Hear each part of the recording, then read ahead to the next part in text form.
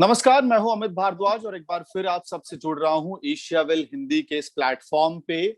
आज हम बात करेंगे बंगाल की राजनीति के बारे में।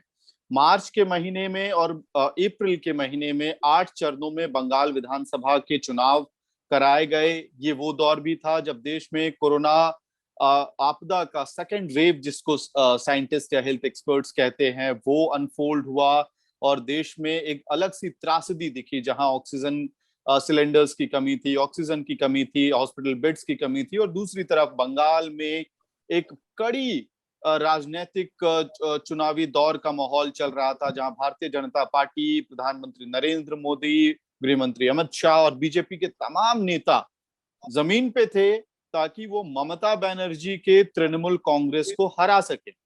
2 मई को रिजल्ट कुछ यूं आया कि बीजेपी लगभग 77 सीटों पे अटक गई और ममता बनर्जी तीसरी बार बंगाल में मुख्यमंत्री के तौर पे उभरी और उनकी टीएमसी, तृणमूल कांग्रेस, एक बहुत ही मजबूत राजनीतिक पार्टी के तौर पे चुनावी रिजल्ट्स में सामने आया। लेकिन चुनाव रिजल्ट्स के बाद जो कुछ बंगाल में हो रहा है वो काफी अनएक्सपेक्टेड है, कम से कम उन लोगों के लिए जो लोग बंगाल के बाहर हैं, पश्चिम बंगाल के बाहर रहते हैं।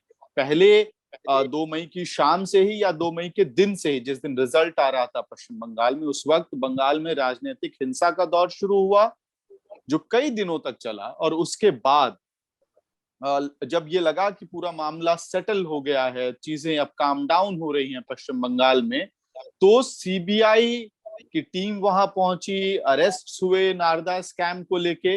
तो इन तमाम मामलों पे हमसे बात करने के लिए बंगाल से, कलकत्ता से जुड़ रहे हैं स्निग्धेंदु भट्टाचार्य। वेलकम दादा। तो मैं पहले स्निग्धेंदु दा के बारे में बता दूं, वो पत्रकार रहे हैं बंगाल पे, एक अथॉरिटेटिव वॉइस हैं, एक्सपर्ट हैं, और उन्होंने 2 किताबें ऑथर की है। एक नक्सल आंदोलन पे है, जो लालगढ़ का नक्सल आंदोलन था, और किशन जी जिस नक्सल आंदोलन के नेता थे, उनपे एक किताब लिखी है स्निग्धेंदु भट्टाचार्य ने। और दूसरी किताब मिशन बंगाल, जो बीजेपी का है, उस पे पूरी डिटेल्ड एक किताब है। मेरे ख्याल से जो भी लोग बंगाल की राजनीति में इंटरेस्टेड हैं उनको ये दोनों किताबें पढ़नी चाहिए। स्निग्धेंदु दा, एक तो मैंने आपकी किताबों के बारे में डिटेल दे दिया है, मैं अब उसी से एनेक्डोट आगे लेते हुए बढ़ना चाहूंगा। मुझे जो इस वक्त नारदा स्कैम को लेके पूरा हंगामा पश्चिम बंगाल में चल रहा है और जिस तरह से तृणमूल कांग्रेस काफी अग्रेसिव दिख रही है, उस पे बात करना है आपसे, डिटेल में समझना है कि आखिरकार क्या चल रहा है पश्चिम बंगाल में।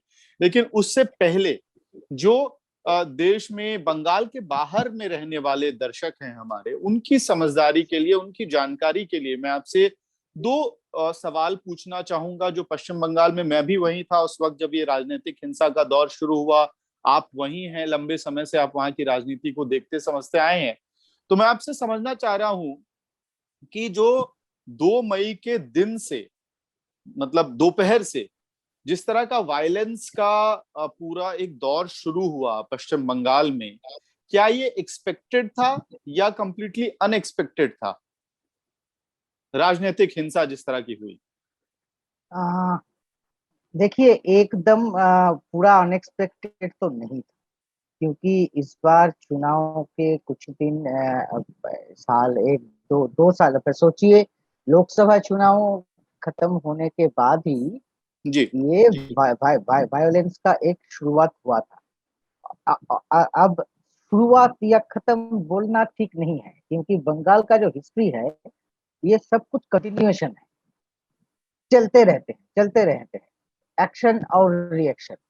तो ये क्या, अगर हम इस समय का जो हुआ, अगर अगर थोड़ा पिछले 10-15 साल का हिस्ट्री भी देख लेते हैं, तो वो 2006, 7, 8 में सीपीएम का लोग के साथ टीएमसी का लोगों का टक्कर हुआ।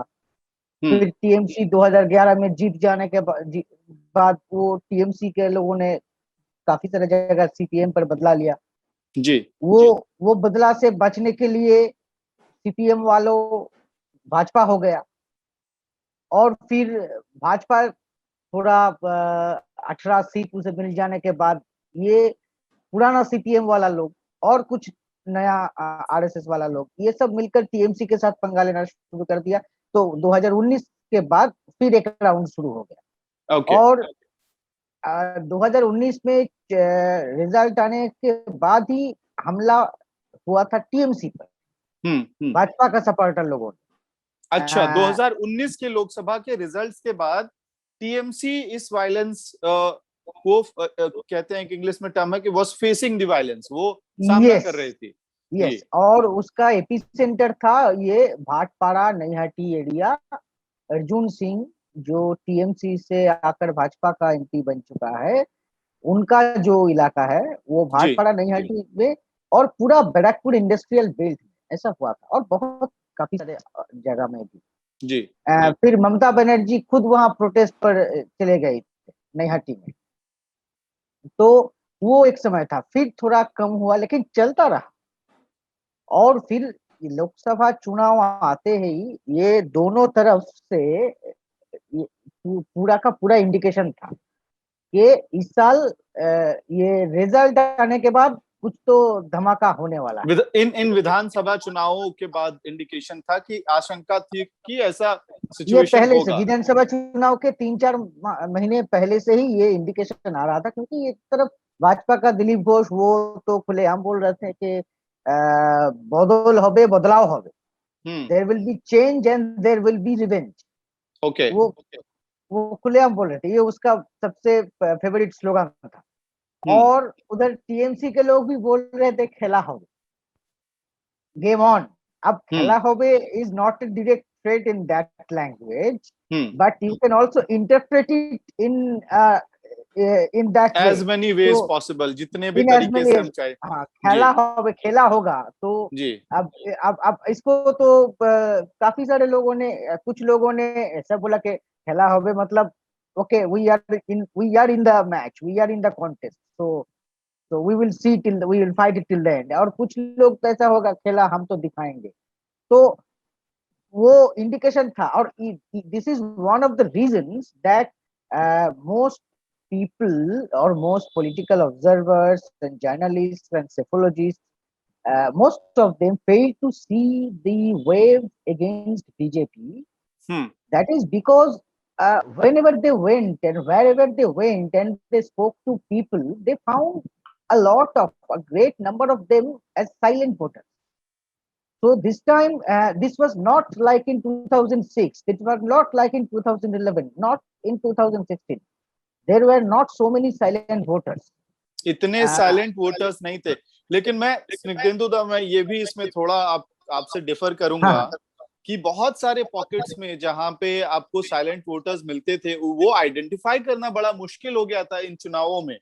मतलब एक तरफ तो वो जत्था होता था जो खुल के टीएमसी के बारे में बात कर रहा है, कुछ पॉकेट्स में बीजेपी के सपोर्टर्स आपको मिल जाते थे। लेकिन मेरे साथ खास करके ऐसा हुआ। और फिर आप ऐसे जगह पे पहुंचते हैं जहां लोग शांत हैं बिल्कुल, और वो शांति डिस्टर्बिंग है, क्योंकि आप समझ नहीं पा रहे हैं। जर्नलिस्ट के लिए बहुत समस्या की बात थी ये कि वो टीएमसी के लिए साइलेंट वोटर है या बीजेपी के लिए साइलेंट वोटर है। You are absolutely right. यही इस बार का ये साइलेंट वोट सबसे महत्वपूर्ण ये था, वो उसे क्या बोलते हैं, सिम्टम था ये पूरा साइलेंट वोटर वाला, कि इस तरफ इस समय लग रहा था कि काफी सारे साइलेंट वोटर टीएमसी सपोर्टर है। ऐसे होता क्या है कि जो अपोजिशन पार्टी के सपोर्टर होते हैं वो ज्यादातर से साइलेंट होता है। तो हमने पिछले बाकी सब चुनाव में देखा था कि साइलेंट वोटर लोग ज्यादा से ज्यादा तक अपोजिशन पार्टी के सपोर्टर होते हैं। लेकिन इस बार लग रहा था ये कि ये लोग साइलेंट है, लेकिन ये लोग शायद भाजपा वाला नहीं है शायद। ओके। इसका कारण ये कि टीएमसी वालों उनका वो लोग कॉन्फिडेंट नहीं थे कि वो लोग इस तरह के नंबर्स आ जाएंगे। 200 से ज्यादा। ये भी डाउट था कि वो लोग सत्ता में लौटेगा या नहीं, क्योंकि ये जो माहौल मचा हुआ था, पूरा यूनियन गवर्नमेंट बंगाल में पहुंच गया, तो उन लोगों में भी डर था। और इसलिए बहुत सारे जगह में एक इतना शांति था और इतना काम एंड क्वाइट लग रहा था कि वो अननेचुरल था। जी। तो तो मुझे मुझे भी ये लग रहा था स्निग्धेन्दुदा कि जिस तरह का ये काम और पीसफुल एनवायरनमेंट था, एक हिंदी में कहावत है कि तूफान के पहले वाली शांति, एकदम उस तरह का माहौल लग रहा था चुनाव पोलिंग के दौरान, बिल्कुल, कि एक बार रिजल्ट्स आएंगे उसके बाद वायलेंस तो होगा, ये तो प्रतीत हो रहा था, इसलिए मैंने आपसे वो सवाल पूछा। हाँ, क्योंकि देखिए यहाँ वो कहते हैं ना, ये बंगाल बंगाल में सोसाइटी इतना पॉलिटिकल है, क्योंकि यहाँ वो सोशल लीडर्स का इन्फ्लुएंस कम होता है, चाहे कि धर्म गुरु हो या कोई सामाजिक संगठन का कोई नेता हो, वो लोकल लाइफ में, डेली लाइफ में इन लोगों का उतना प्रभाव नहीं होता जितना प्रभाव पॉलिटिशियंस का होता जी। और लेकिन है। एक एक बॉटम लाइन ये है कि ये कोई नई घटना नहीं है, राजनीति, बंगाल की राजनीति में वायलेंस और पोस्ट पोल वायलेंस दोनों ही एक नेचुरल दो, प्रोसेस है। Not only post poll, pre poll also. Pre poll violence as well. जी।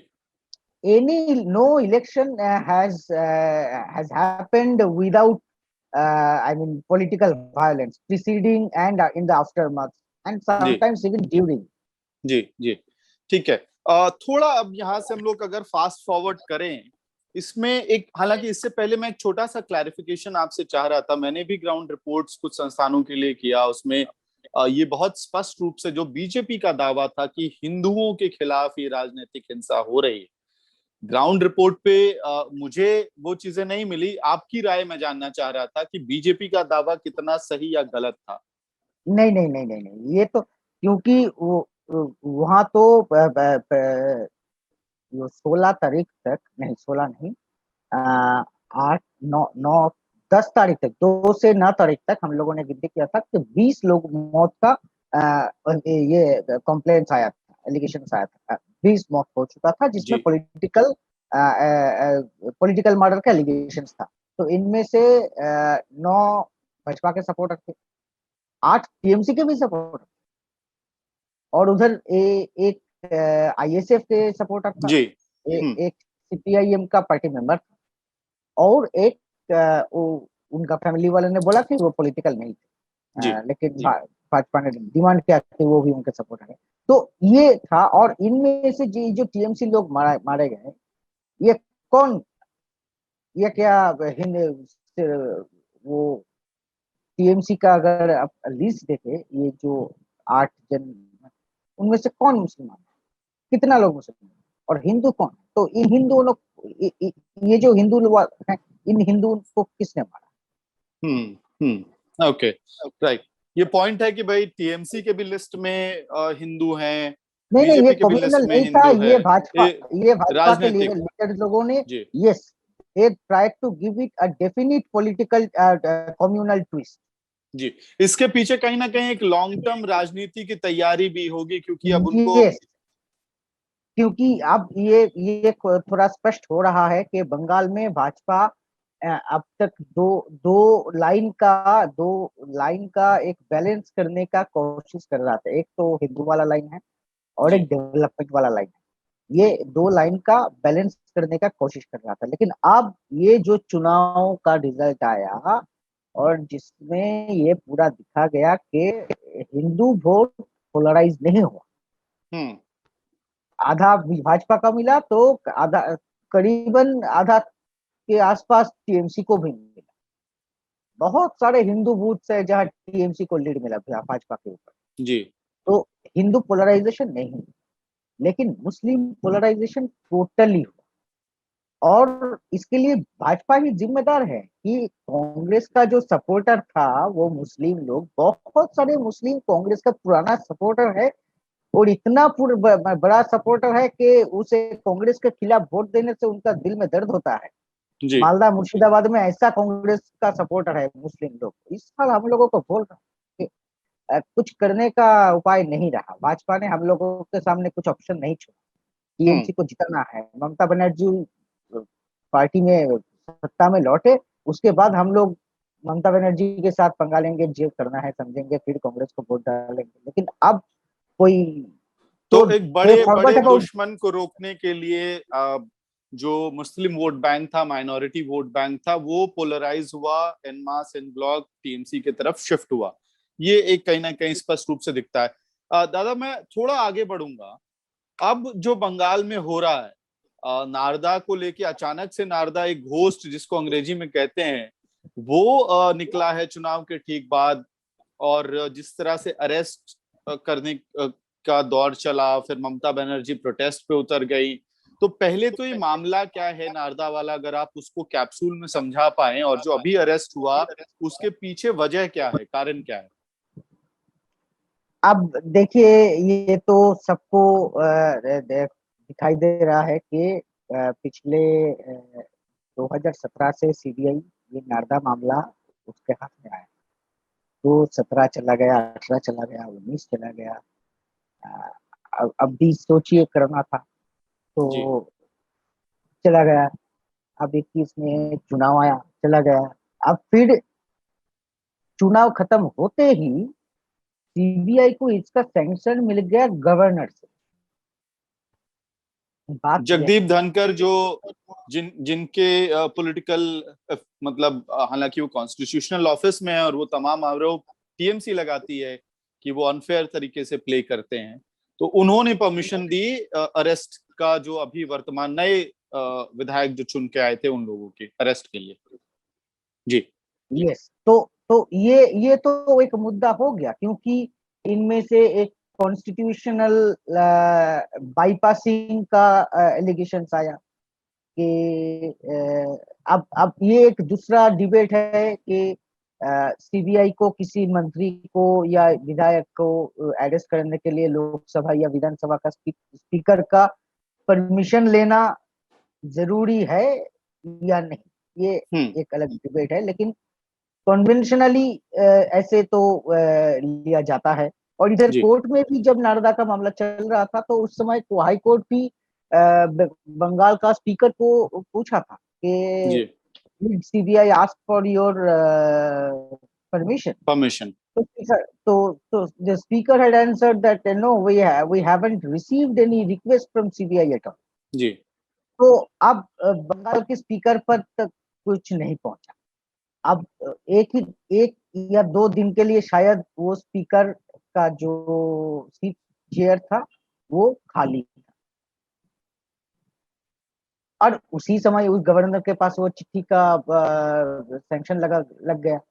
तो इनमें से तो कुछ क्वेश्चंस आते हैं नेचुरली कि वो सवाल उठेंगे। जी। कुछ प्रश्न आते ही हैं, क्या ये सब कुछ कोइंसिडेंस है कि एक एक या डेढ़ दिन के लिए स्पीकर के चेयर खाली था, और उसी समय एक गवर्नर के पास एक मौका था इसे ओके करने के लिए, और उसी एक डेढ़ दिन का इस्तेमाल किया गया। अब बंगाल के स्पीकर बोलते हैं कि उस दिन भी खाली नहीं था, क्योंकि प्रोटेम स्पीकर तो चेयर पर था। तो हम्म। लेकिन ये तो लीगल डिबेट्स है इसके लेकिन ये ये नेचुरल सवाल है कि उसी गैप में अरेस्ट का सैंक्शन मांगा गया और गवर्नर ने दे दिया। क्या गवर्नर बिल्कुल कह अब सकते थे कि एक नई सरकार आई अब है? जी। हाँ, अब ये गवर्नर इनका भी जो बात है, अगर हम लोग जब से वो चार्ज ले चुके हैं, तब से अगर हम उनका ट्वीट का एक एनालिसिस करें, तो इसमें थोड़ा क्लियर एक ट्रेंड दिखा जाएगा कि जो जो ममता बनर्जी का डिमांड है सेंटर के पास, हम्म। उनके सपोर्ट में गवर्नर का वॉइस नहीं आता है। लेकिन जो सेंटर्स का एलिगेशंस होता है ममता बनर्जी के खिलाफ, उनके सपोर्ट में वो बहुत वोकल होते हैं। जी। तो ये काफी स्पष्ट भी है। जी। ये काफी स्पष्ट है। तो ये सब मिलाकर वो टीएमसी का जो एलिगेशन आया कि ये पॉलिटिकल विंडिक्टिव एटीट्यूड है और सीबीआई पॉलिटिकली यूज किया जा रहा है, उसमें जनता की एक बड़ी अंश उसमें उससे मान लिया, ये लगता है कि बंगाल में इस बात से अग्री कर रहे हैं लोग, वोटर्स अग्री कर रहे ये हैं। जी। लगता है कि इसका कि ये इसका भाजपा के लीडर भी लोग भी ऑफ द रिकॉर्ड हम लोगों से बात कर रहे हैं कि ये हम लोगों के लिए अच्छा नहीं। ओके। तो यहाँ का जो स्टेट लेवल लीडर्स है, ये जी, इनमें से कुछ लोग हम इस लोग वक्त लीगली किस स्टेज पे है ये केस, अगर हम इन लीगली अरेस्ट तो को हाई देखें तो? लीगली तो हाई कोर्ट में अब कल फिर हियरिंग है। अब जी। वो लोग वो चार अब हाउस अरेस्ट में रहेंगे। घर से वो लोग ऑफिशियल काम कर पाएंगे, लेकिन कुछ रिस्ट्रिक्शंस है। वो वीडियो कॉन्फ्रेंस से फिरहाद हाकिम, जो कोलकाता म्यूनिसिपैलिटी का एडमिनिस्ट्रेटर है अब, जी। मेयर था वो, तो ये जो साइक्लोन आने वाला है 25 तारीख को, उसका जो प्रिपरेशन, ये फिलहाल हाकिम घर में बैठ के कर रहे हैं वीडियो कॉन्फ्रेंसिंग से। तो अगला हफ्ता हम लोगों के सामने एक क्लियर पिक्चर आएगा कि लेकिन जो मूड है दोनों तरफ का, कि जिसी का खिलाफ ये हाईकोर्ट का जो डिवीजन बेंच का, जो लार्जर बेंच का वर्डिक्ट जाएगा, वो सुप्रीम कोर्ट जाएगा, ये लगता ओके, है। तो ये लंबा बैटल खिंचने वाला है। मैं ये आपसे लगता है और ये। जी, एक और सवाल मैं आपसे समझना चाह रहा था इस बातचीत को एंड की तरफ ले जाने से पहले, कि जिस तरह से ममता बनर्जी सीबीआई दफ्तर के बाहर प्रदर्शन करने के लिए गई, प्रोटेस्ट करने के लिए गई, ये सिमिलर विजुअल्स हम लोगों ने, मतलब बिल्कुल सिमिलर तो नहीं कहेंगे, लेकिन पॉलिटिकल नैरेटिव में और जो सिंबलिज्म होता है इस तरह के प्रोटेस्ट का, ऐसा ही विजुअल हमने कुछ साल पहले दिल्ली के मुख्यमंत्री अरविंद केजरीवाल को करते हुए देखा था, कि एक मुख्यमंत्री होने के बावजूद वो खुद प्रदर्शन पे बैठ गए। लेकिन अगर हम दिल्ली की राजनीति की बात करें तो उनको बहुत क्रिटिसिज्म झेलना पड़ा था उस एक्ट के लिए। उनके लिए बैकफायर किया है इस तरह का कन्फ्रंटेशनल पॉलिटिक्स। एक तो ममता बनर्जी का वो प्रोटेस्ट कितना सही था, और पब्लिक परसेप्शन किस तरह का बना है उस प्रोटेस्ट की वजह से, ये समझना चाह रहा था मैं आपसे। इस बार पब्लिक वो ऐसे प्रदर्शन जो जब उन्होंने लोकसभा चुनाव के आगे किया था, वो कलकत्ता में जब सीबीआई ने राजीव कुमार को अरेस्ट करने के लिए आया था, कमिश्नर उस जो थे समय उस वक्त। जी। हाँ हाँ, उस समय लगता, वो तब कमिश्नर नहीं थे, उसके भी आगे कमिश्नर थे। ओके जी। तो उस समय ममता बनर्जी का जो प्रोटेस्ट था, वो लगा था कि उतना पब्लिक सेंटिमेंट नहीं मिला, सपोर्ट, सिंपैथी नहीं मिला। इस बार लग रहा है कि सिंपैथी थोड़ा बहुत तो उनके पास भी है, साथ भी है, ओके। और सिंपैथी ज्यादातर अब भाजपा के खिलाफ है। लेकिन जो लार्जर पिक्चर लगता है, पॉलिटिकल एनालिस्ट जो हैं, ऑब्जर्वर्स जो हैं, उनसे बात करके, पॉलिटिशियंस से बात करके, कि ये जो मूव है भाजपा का, जो टीएमसी और कांग्रेस का जो काफी टीएमसी का ही जो एलिगेशन है कि ये सीबीआई को भाजपा अब यूज कर रहा है, क्यों जाके भाजपा में जो पुराना टीएमसी वाला लोग अब है, वो लोग लौट ना जाए। ओके, तो जो एक डर था कि बीजेपी का जो किला है वो, मतलब जिस तरह के रिजल्ट आए, क्योंकि अगर आपको याद हो एक कॉन्वर्सेशन तो जर्नलिस्ट कर ही रहे थे चुनाव के दौरान, कि एक स्वीप होने वाला है जिस भी तरफ जाए। मतलब मुझे तो यही लग रहा था कि चाहे किसी भी तरफ टीएमसी जा। जीते या बीजेपी जीते, ये स्वीप होगा, ये नेक टू नेक बैटल नहीं है। और दूसरा कि शायद अगर बीजेपी स्वीप नहीं कर पाती है, उस मामले में क्लियर था कि टीएमसी स्वीप करेगी, वैसी स्थिति में भी बीजेपी 100 के आसपास तो पहुंच जाएगी। लेकिन वो एक बड़ा झटका है बीजेपी के लिए कि 77 पे आके अटक गए। तो और उसके बाद मुझे याद है और वो अब 75 हो गया, क्योंकि दो दो जो लोगों ने सांसद रिजाइन गिरा। कर दिया। हाँ, जी, सांसद ने। तो ये डर उसके बाद और वो लगने बाई लगा था। इलेक्शन भाजपा के लिए जितना मुश्किल है। जी जी, क्योंकि नेचुरली जब इनकम्बेंट गवर्नमेंट इतने ज्यादा ब्रूट मेजोरिटी से जीतती है तो बाईपोल्स भी उन्हीं के फेवर में जाता है। तो मैं ये कह रहा था कि ये परसेप्शन कहीं ना कहीं बन रहा था, जो आपने पॉइंट आउट किया कि जो पुराने टीएमसी के लीडर्स जो बीजेपी में गए हैं, उनमें भगदड़ मचने के चांसेस कहीं ना कहीं दिख रहे थे। तो क्या वो इस केस के थ्रू वो भी मैनेज करने की कोशिश हो रही है? यही टीएमसी का एलिगेशन है ये टीएमसी का एलिगेशन है, उस भगदड़ को कि रोकने की कोशिश है।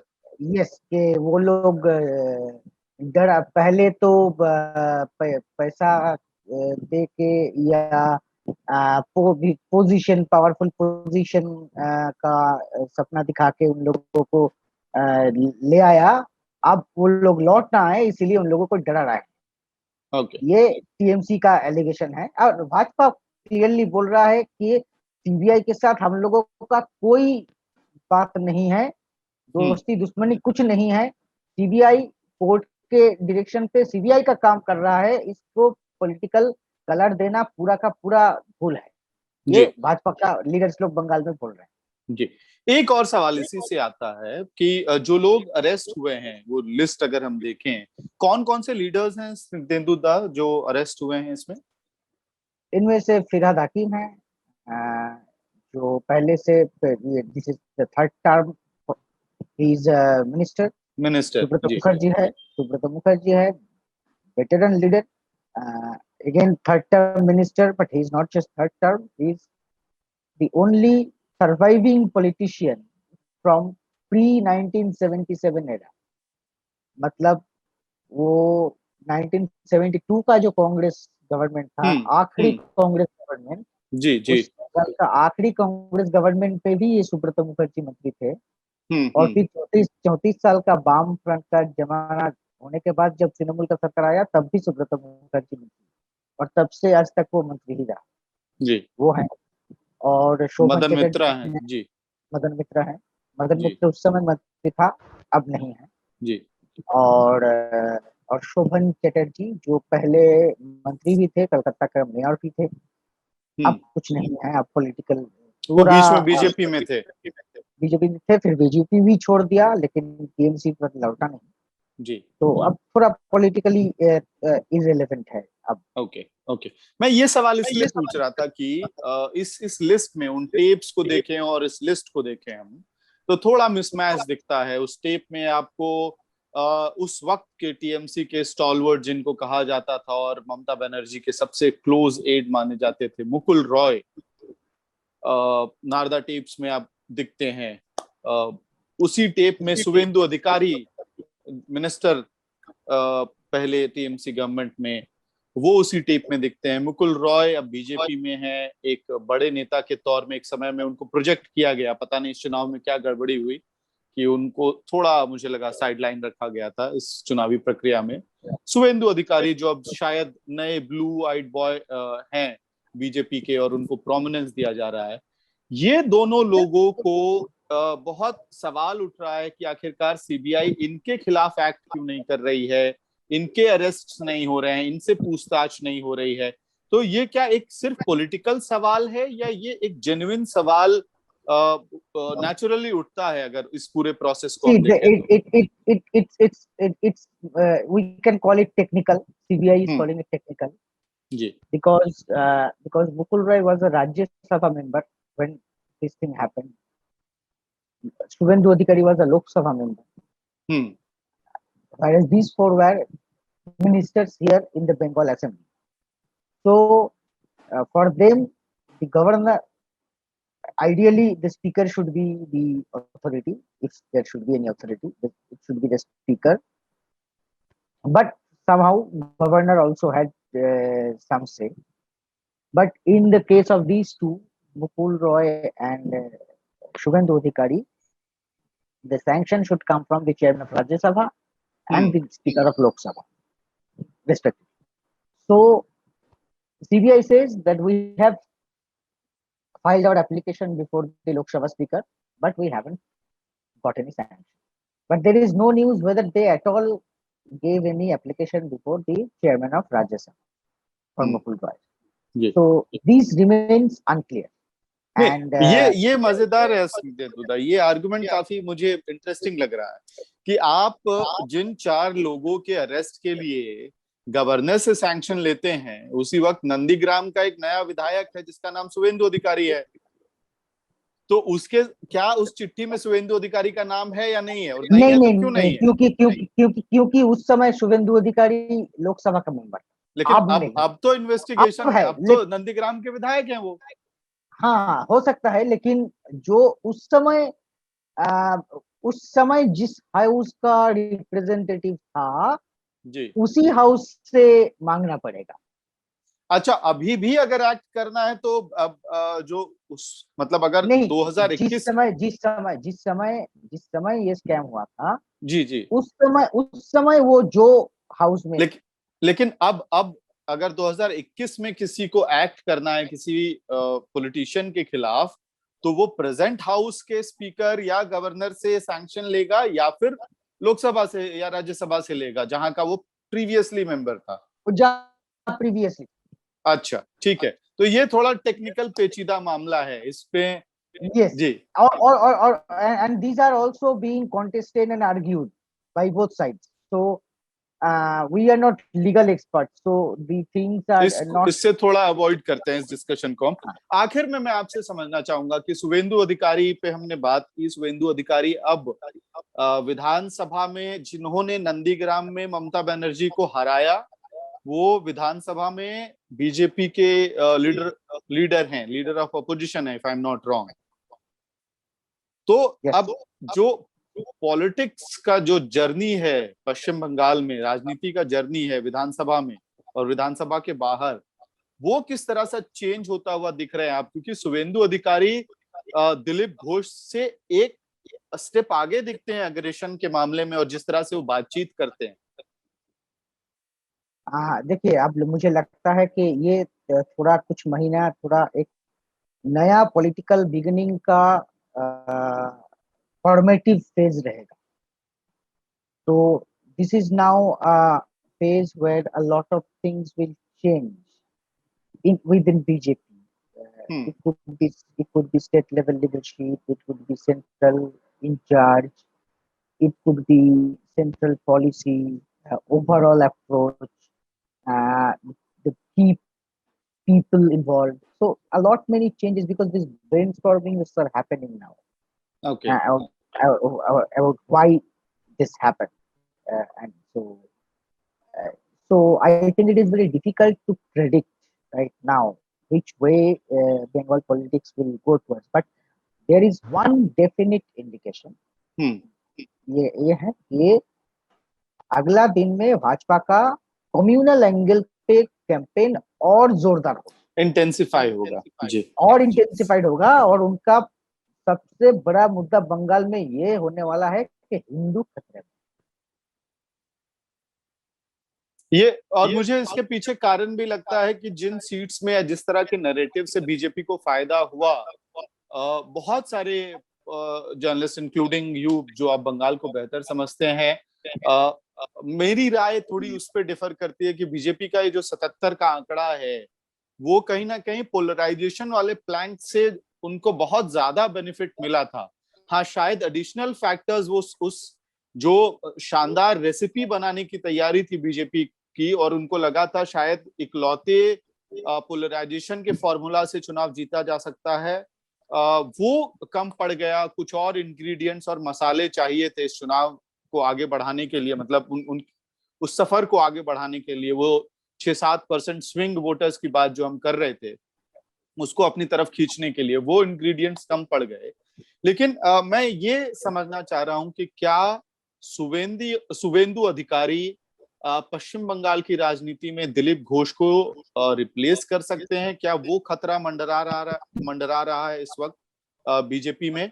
और दूसरा, अगर ऐसा होता है तो कितना इंटेंसिफाइड हो जाएगा द फाइट बिटवीन, जो लड़ाई है ममता बनर्जी और शुभेंदु अधिकारी या ममता बनर्जी और बीजेपी के बीच में, अगर इस तरह के बदलाव होते हैं? मुझे नहीं लगता है अब दिलीप घोष को रिप्लेस कर इतना कैपेसिटी शुभेंदु अधिकारी का है, मुझे नहीं लगता। इस वक्त नहीं है, इस वक्त नहीं है, क्योंकि भाजपा कैंप में अभी तक सपोर्टर्स में सबसे लोकप्रिय नेता दिलीप घोष पूरा भाजपा सपोर्टर देश में, और काफी सारे लोग शुभेंदु अधिकारी पर गुस्सा है। अच्छा, भाजपा का सपोर्टर्स में से पड़ेगा, और लीडर में भी एक one segment, one section of leaders, they don't want Shubhendu to rise.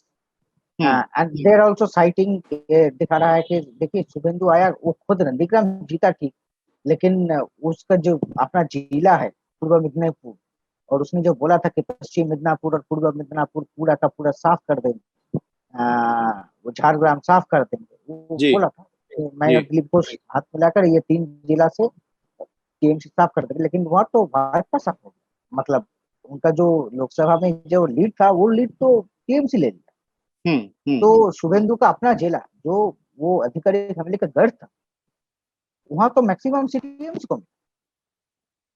तो मेदिनीपुर में टीएमसी को मिला, वो झारग्राम टीएमसी स्वीप कर दी। तो लोग बोल रहे हैं, भाजपा के भी एक सेक्शन के लीडर्स लोग बोल रहे हैं कि ये तो वोटिंग वहां पर लोग शुभेंदु के खिलाफ वोट दिए जी। तो अब इस समय बीजेपी दिल्ली घोष के चैलेंजर होने का किसी भी पोजीशन में शुभेंदु नहीं है, लेकिन पॉलिटिक्स में 6 महीने बाद क्या होगा वो तो बोलना, वो कहना मुश्किल है इस वक्त। असम।